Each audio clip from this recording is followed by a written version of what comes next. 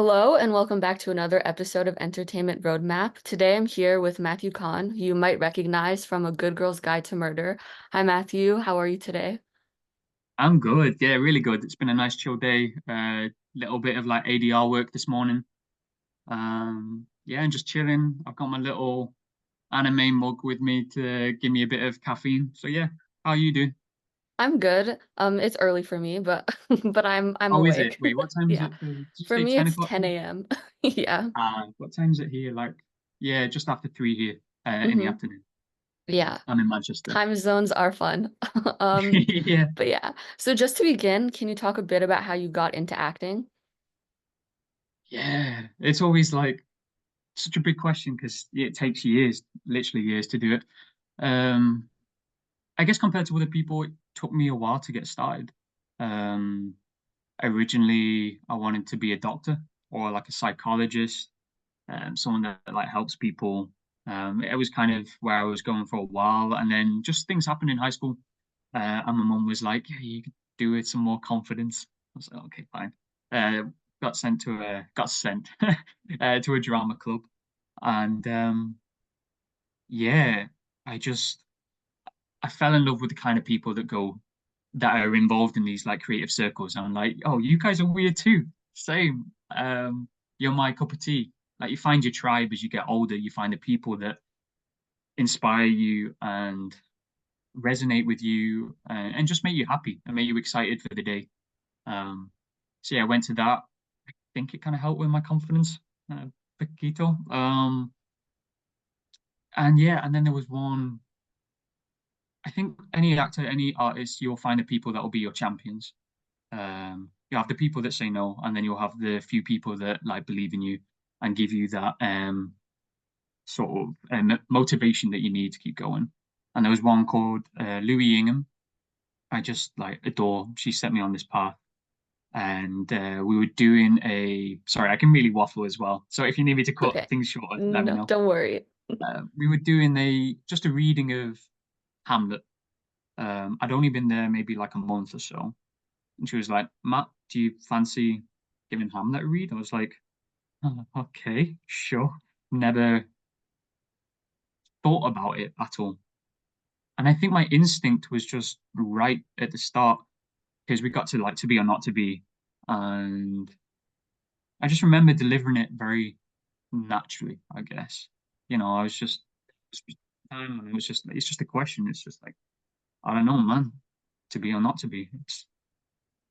And then everyone else was like, "What are you doing? That's crazy. It's the big speech. Give it some oomph." And I was like, "Fine, to be or not to."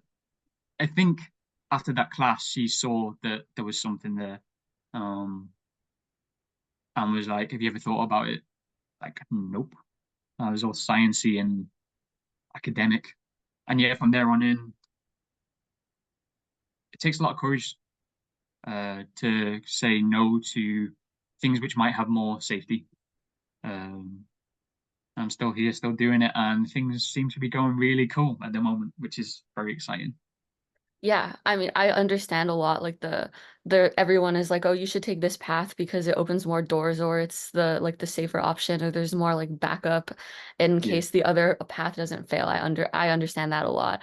But I think it's nice that you just went in the maybe not so safe route because you actually enjoyed doing that and that it's working out. Um and so you did a lot of theater, I assume, like at that point. It was mostly on yeah. stage. Um, did what was the one of my favorite ones we did was Crucible, hmm which was so cool. Played John Proctor. That's like one of my dreams, like in the future, play John Proctor again, but as someone who's actually of the age of John Proctor, not some like 15-year-old high pitched uh kid. Yeah, so I did a lot of theatre. What about you? Do you have like an acting background as well? No, I cannot act, but it's more like film production. I Oh, cool. studied Okay. I went to school. I did like 1 year of film production in university, and then I stopped school because I was trying to get more practical experience. So I worked on a film set just recently, like a big one, and now I'm doing like more student films and stuff like that. Yeah. But yeah, no, I cannot act. But all my friends in high school, they took like the science path because that was the safer route. But my parents were like, it's if you like film and you want to do more art-based stuff, just take that path and it's fine. And if in the future you need a backup plan, you'll find one. And I Yeah, was like, yeah, yeah, exactly. yeah, Yeah, I think what you're saying in terms of like finding practical experience, that's so mhm, important. Like I went yeah, to drama school and that I learned a lot. I almost feel I said this to a mate the other day. Now I'm trying to unlearn stuff because you have that instinct and stuff when you're a kid, and then you grow up and you're like, I must do this, I must perfect this, and blah blah blah blah hmm blah. And like, oh, what if I do this? Sometimes it's nice just like diluting it, simplifying it, and because until you're on set, like you say, like that practical experience, that's when you really learn. Because yeah. like the pressure's on. Yeah, it's Exactly. very true. Yeah. I interned in the AD department and so I in the 3 months that I was there, I learned so much more than I ever learned in Hmm. school. And I was like I would never have gotten this just from sitting in class. Yeah. And yeah. But so now moving a bit to the present day, what was the audition process like for A Good Girl's Guide to Murder? Oh, wow, it feels so long ago. I guess it was. The audition. I remember just getting the tape through from my agent. I don't know, maybe I was just in a good place at the time, but I was like, let's have fun with this one. I didn't know anything about the book or anything about, my character's not in the book anyway. It's kind of an amalgamation of different characters. Um, and you just get it and you read the script. I can't remember exactly what they sent over. It was different from the script that ended up being used. And I was like, I see this guy being some sort of entitled kind of up himself, bit of a posh boy, kind of vapes, thinks he's cool, thinks he's like the shit. And yeah, I think I was literally just chatting to a mate before this. I was saying that the tapes that you do where you really just enjoy the creative process, just make it your own, have fun with it yourself, as opposed to thinking, what does the casting director want? What do the director want? How can I be what they want me to be? Instead, you just follow what excites you with that. I mean, I don't do that all the time. Sometimes I get too heady and think, oh, what do they want me to do? But I don't smoke, I don't vape or anything. Bought a vape because I was like, I think he might use it. And then I was like, he's probably a bit of a peacock, kind of like shows off. So I just watched YouTube videos on how to do smoke rings, um, little tricks and stuff like that. And I remember filming the tapes, and again, there must be so minimal amount of nicotine in them because it's a vape. But I remember just being like, "Oh, I don't feel too good," because we did like 8 takes or whatever. I was just constantly doing it. And then what was interesting, I guess, as well, is I did my own accent originally, um, which is Northern Manchester. Um, and then I went down to London to get some new headshots. Got the recall through to stay, so I stayed another couple of days. Did my own accent for that as well. They were lovely. Even in the audition, I forgot some of the lines. So this idea of having to be perfect or whatever really doesn't matter. It's like, are you a person that's fun to work with? Um, and like this, I just waffled. I just carried on talking at them. They were probably like, please just leave the room. You're good. It's fine. And then maybe a couple of weeks passed, and I was like, it felt like a really good audition, but didn't hear anything.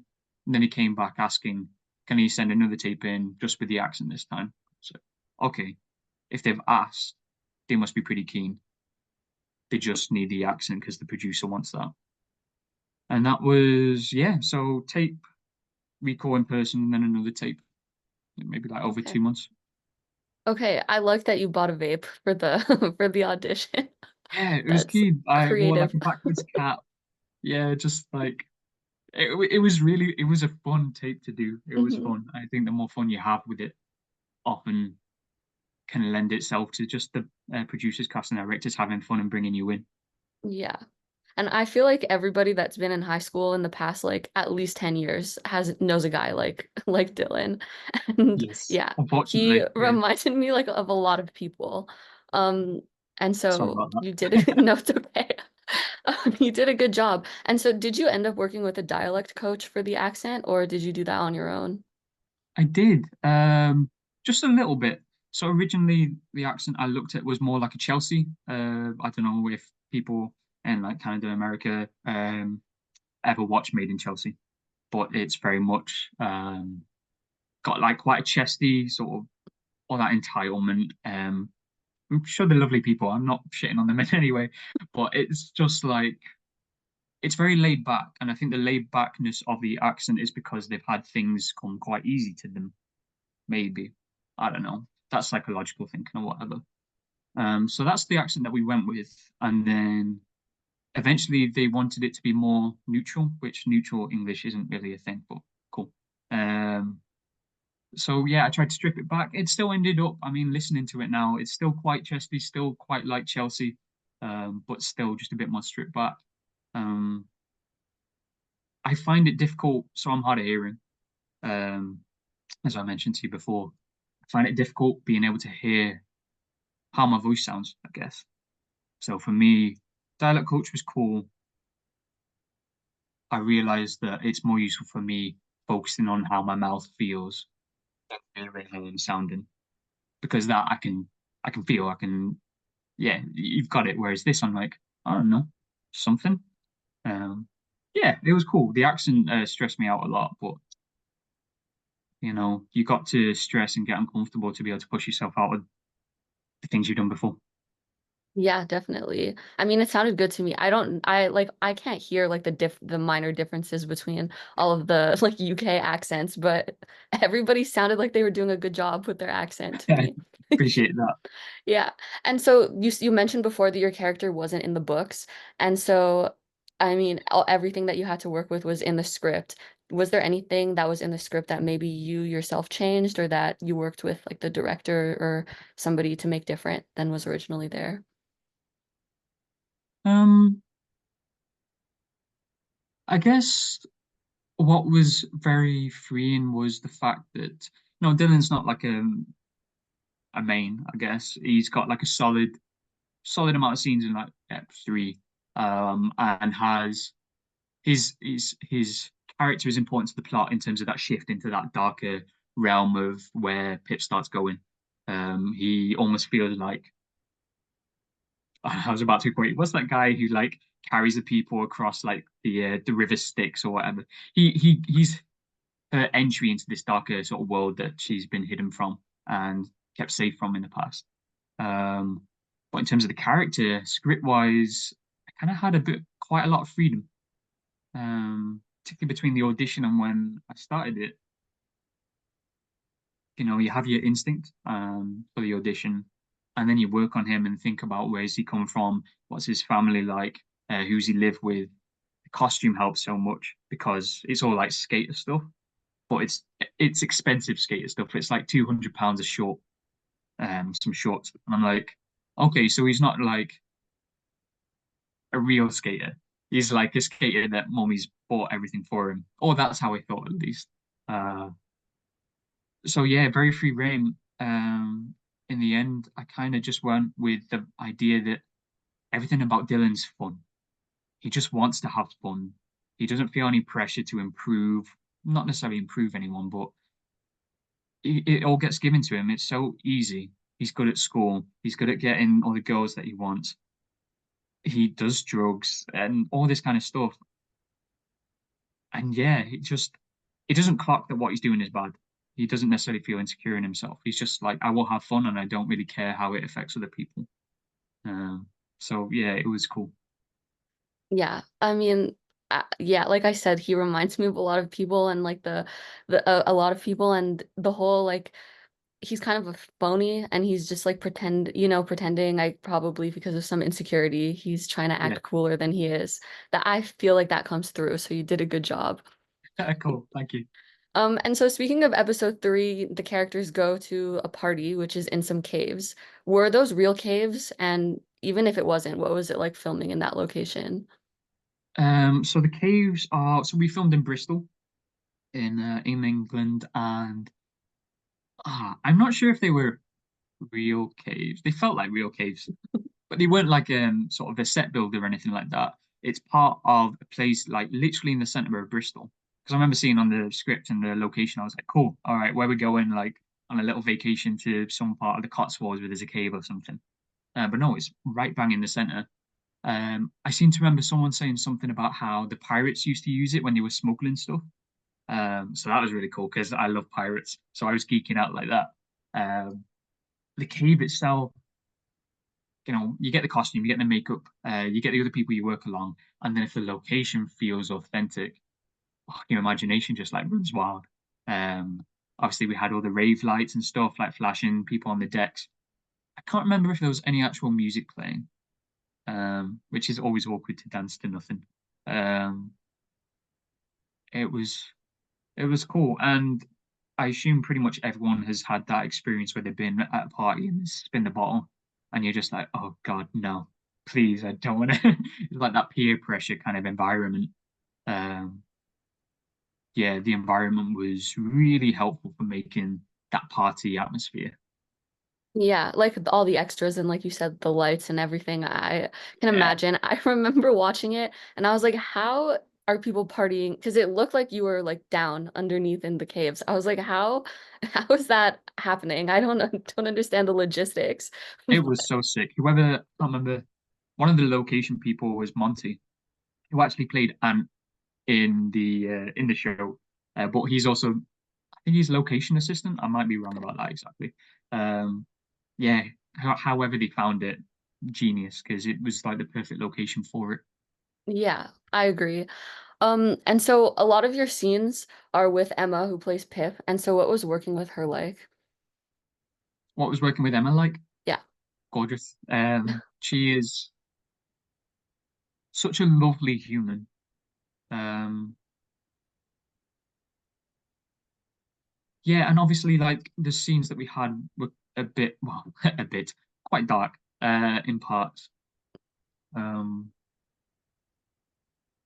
she's just such a good soul. You meet people and you just go, wow, okay, one, you're an amazing actor, a very generous actor as well. There's some people you work opposite and you kind of go, cool. Let's see what happens in when the camera like flips around on you. Um, so that's tricky. Whereas Emma's so generous, and there's a moment when you're acting sometimes, and that's like the gold dust that you find is when you enter that state of flow and you're just bouncing off each other. And there's a moment in the scene where we go behind the curtain in the cave, and I didn't expect it. I don't think she just reached over and put a hand on mine, and all of a sudden, that one movement that she did affected the rest of the scene. Because Dylan's like, okay, was things not happening? Right. Well, I'm just gonna go get some jokes then. Fine. Goes to leave. She puts her hand on his, and he's like, oh, oh, okay, I misunderstood. Oh, you're into me, which changes the dynamic. And just, I don't know if she planned it or if it was instinct or whatever. Um, and I'd also like to say as well that like she is such a hard worker. I admire that so much. I remember we were on the tennis court on episode two, maybe.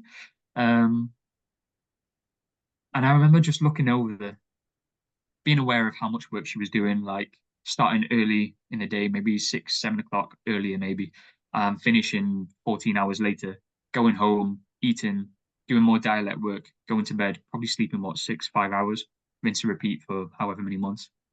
And I looked over in this tennis court and everyone else was talking, or the friendship group, and she just closed her eyes. And I was like, oh, kid, she's knackered and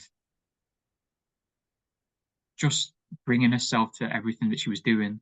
It's inspiring to watch that. And as soon as they shouted, "Okay, we're going for a take." Eyes open, straight into Pip, being ready. It was, yeah, amazing to watch, and you just learn so much from them.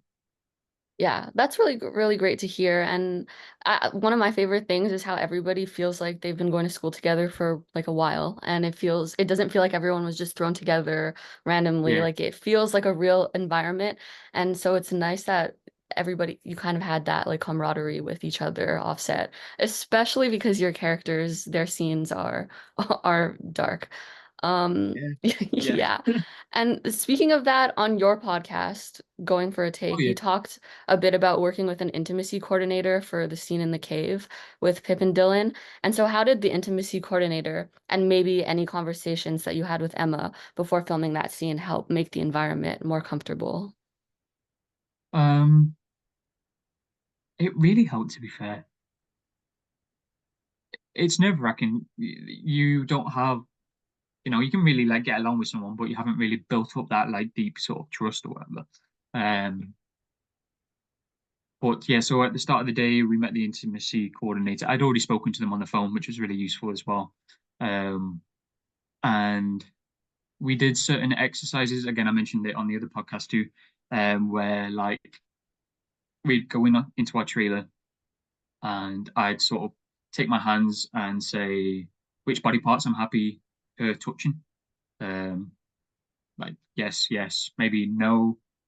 Some people just certain body parts you never know what some people might have as a trigger, which might be surprising to you, but whatever's happened to them, you just need to be careful and and be a nice person because sometimes you can work with people who play nasty parts and they have that residual energy outside of the takes as well, and that's tricky. You That's uncomfortable to work with. Um, so yeah, and then the second part of that, I'd take her hands and then I place them on my parts that I'd say yes to. Um, and it breaks that barrier, that boundary that you have, um, and just makes you feel safer. And then also at the end of the day, after we'd shot the takes, the intimacy coordinator did this exercise where she was like, close your eyes. It was like a meditation. It's like imagine you're in like a warm place somewhere. There's, birds tweeting, you're in like a forest or some sort of safe space. And imagine like a waterfall, just like rinsing all that energy that you've built up and felt in that scene and just letting it like wash away all that negativity and let it sink into the ground away from you. That's also really needed because a lot of actors don't remember to have that opportunity to get out of that space after you've been in it. Um, yeah, it's. I remember it was also we did more stuff, darker stuff within that scene. Um, Not a huge amount more, but I think they just edited it out. I think because potentially too much. Um, it's just really tricky. It's really tricky. You just want to be such a nice person, and every fiber of your being is like, this is awful. um, but you just got to commit to an extent that she feels safe to. And we played Mhm. like ninja and like drama games in between takes and just chatted, which was nice. That is nice. And also it's nice to hear about the intimacy coordinator because I feel like a lot of people either don't know that that's a thing that exists or if they hear about it, they think it's just for like full-on sex scenes. But it's good to Yeah. hear that it's for like any type of intimate moment that Mhm. could be, uncomfortable for both or more people or just to make sure that everything's safe. And so that's good to hear about that. And it's also good to know that you're not like Dylan at all. Oh yeah, yeah, yeah. It was Yeah, yeah, no thank God. method. Yeah. And so on a more lighthearted note, do you have any fun stories that happened while filming that you can share? Fun stories. Um, I mean, all of it. It was so fun. It was one of my first bigger gigs that I've done. So I felt like a little kid just being like, God, I get to travel to a new city and go live there and go explore, and I've got a bit of money actually getting into my account. I can go treat myself to some food and read books and just it was amazing. And the people, like you said, it even though I knew them for like 2 weeks, I came in quite early into the process. So I naturally just it felt like a friendship group already. It was really easy to just chill with them and just have fun. I'd say my highlight was actually start of ep 3, I think, where we're catching Maltesers in my mouth. I don't know if it's like 4 seconds long, but I just remember that day being amazing. We shot all the darker stuff and then gone back into chronologically earlier. I was sat outside just messing around with the other cool kids. we were laughing. We are like, we are not cool kids. Why are we catching Maltesers in our mouth? We are dorks, literally. But it was so fun. And yeah, I remember the director Dolly coming over to me because I just didn't seem to be able to catch any Maltesers. They were just hitting my face, and she was like, "You do know how to catch a Malteser in your mouth?" And like, show me. And I was like, "I do. It's just not happening." And then we went for a take, and I caught like four in a row in my mouth. And fully just like the euphoria, just was so impressed with myself. Wrote character was like, "Yo, that was sick." Like the sort of posher accent dropped. And I think I don't know if you can see it in the take. I'd have to look at it again. But yeah, we were just throwing the Maltesers at each other's eyes and stuff like that, and just creasing, just laughing so much. Um, it was such a fun environment to be making a show in, and I think everyone was so excited about the work that was being made. Um, it was gorgeous, beautiful people, and a beautiful, exciting story to be telling. Yeah, and you say that you broke character, but I feel like that's exactly what would happen if a guy like Dylan managed to catch four Maltesers Yeah. in his mouth in a row. Yo. Yeah, Yeah. that sounds quite accurate to to a high school boy, Yeah. like that. And so also I just have to say congratulations on the show being #1 on Netflix in so many countries. That's really amazing. And Yeah. especially after it already, it premiered in the UK first, and now it's on Netflix and it's like finding a whole new audience pretty much all over again. And so what has the response been like that you've seen? It's been gorgeous.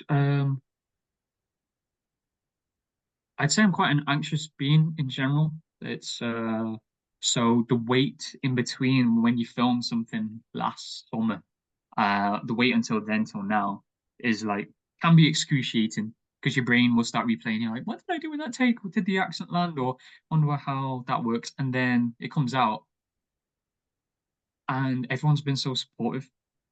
So all the edits really crack me up when they put together different montages. Um, what's also been really nice, and Holly Jackson, the person that wrote the book, was worried about this too. We had a screening that we went to, and she was like, "Has anyone sent any messages to you about Dylan?" And I was like, "The only ones are like, I know he's a nasty character, but that shows how good a job he did." Um, and it's been nice that people have been able to differentiate between the artist and the character, because I think Henry was worried about that too. In terms of he plays a really nasty character too. Um, and people have been able to detach that from the actor, which is nice. Yeah, it's amazing. It's just amazing. It's like a game changer for all of us, all of our careers. Most of us haven't really done a huge, like, big show before. So the trajectory for all of us, and hopefully, like, season two happens, because it's just, it's heartwarming. It's heartwarming, all the messages that people have been getting.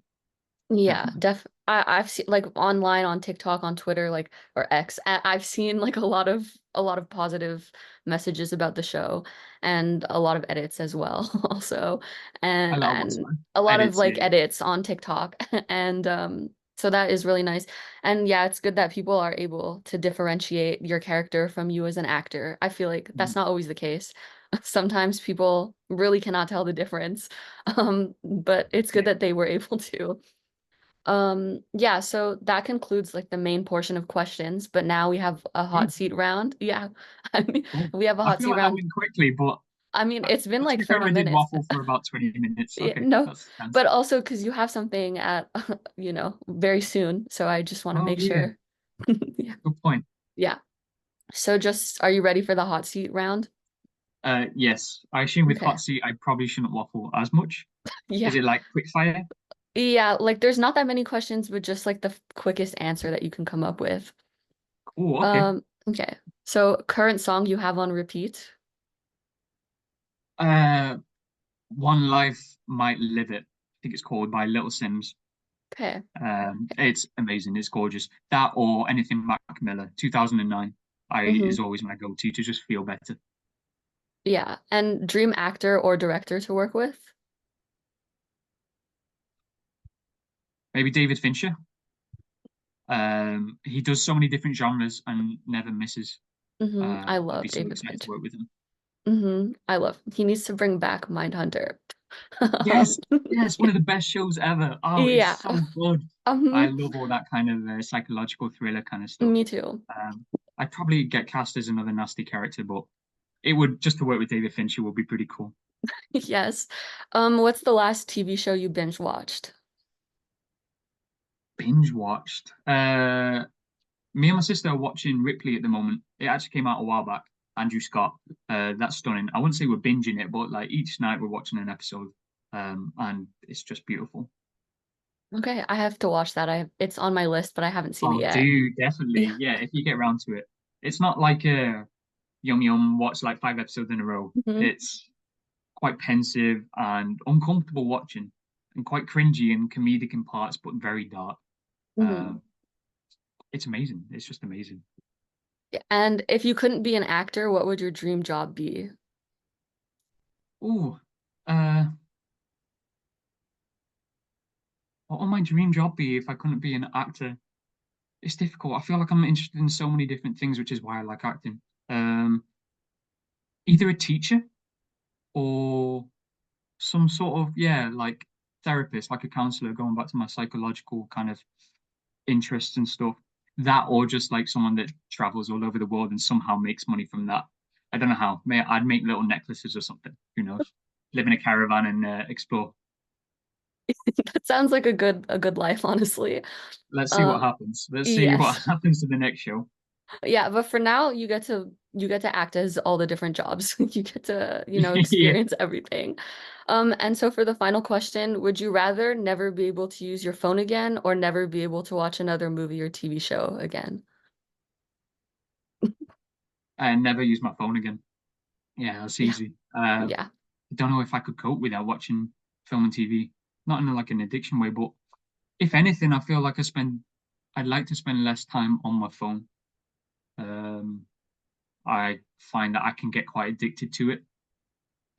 It's so useful now, but just to be able to put it down and just like look around and see things and actually chat to like strangers and just give more light out into the world, rather than looking down as much as I do. Um, and a very deep ending to Yeah, your I toxic relate to stuff. that. But yeah, Yeah. that's it's tricky. But yeah, I actually I got a tattoo yesterday, which is all about like looking for like seeing the light more and stuff. I don't know if you can see it, Oh wow, yeah, I see it. That looks like a cool. lion leaping up with like a sunbeam and stuff. hmm It's just a reminder to myself that yeah, just like throw yourself into the light more, as deep as that sound, but appreciate everything going on because things are happening and it's easy to be like frustrated when things aren't. Um, but things come and you just got to be patient and appreciate the in between as well. Yeah, that's good advice to end the interview on that I think everybody could use, and I relate to that. And so, Matthew, thank you so much for joining me on the podcast today. I had a really good time talking to you, Yeah, I really and wanted to yeah, ask you more questions. I was just aware of time and stuff. that's okay. Um, it's been really gorgeous. It went like that. Yeah, I know that honestly, one of the fastest that an interview has gone by. Yeah, no, Yeah, I appreciate that. Yeah, and thank you so much to you guys for reaching out as well. yeah. I'd say besides my own podcast, this is the first one that I've done outside of that. Just like a really gorgeous experience, particularly when you feel a bit nervous. You're like, what's going to happen? What am I going to say? Am I going to Yeah, spoil anything? yeah, Yeah, it was stunning. Really nice meeting you and talking to you. yeah, you too.